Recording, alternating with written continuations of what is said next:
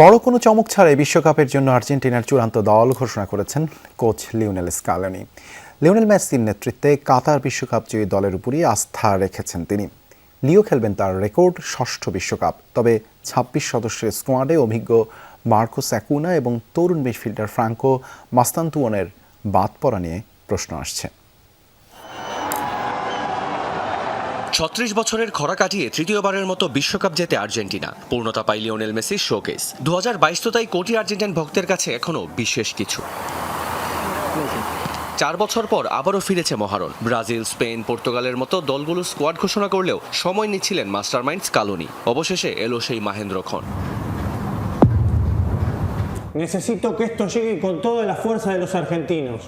সব শঙ্কা সংশয় উড়িয়ে দিয়ে আবারও মাঠের লড়াইয়ে নামছেন লিওনেল মেসি। মহাতারকা এবার পা রাখছেন রেকর্ড ষষ্ঠ বিশ্বকাপে। ১৯৮টি আন্তর্জাতিক ম্যাচ আর ১১৬টি গোলের অবিশ্বাস্য পরিসংখ্যান পেছনে ফেলে শুধুই ফুটবল জাদু দেখাতে তিনি আবারও পড়ছেন অধিনায়কের আর্মব্যান্ড। কোটি ভক্তের প্রার্থনা আর ভালোবাসার শেষ আশ্রয়স্থল এখন শুধুই এই বা পায়ের জাদুকর।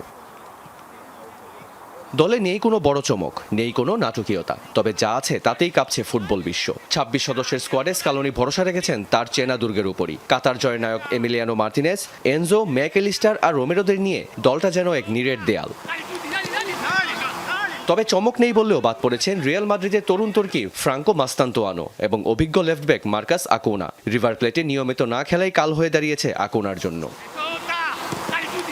কিন্তু রক্ষণভাগের বিকল্প কই? দলে নেই কোনো স্বীকৃত দ্বিতীয় লেফট ব্যাক। মেদিনা এবং মিডফিল্ডার বার্কোকে দিয়ে এই শূন্যতা পূরণের এক বড় জুয়া খেলছেন স্কালোনি। তবে মিডফিল্ডে ফিরেছেন চোটের কারণে কাতার মিস করা লো সেলসো। আর আক্রমণ ভাগে ধার বাড়াতে তরুণ নিকো পাজের পাশাপাশি রাখা হয়েছে ফরওয়ার্ড হোসে লোপেসকে।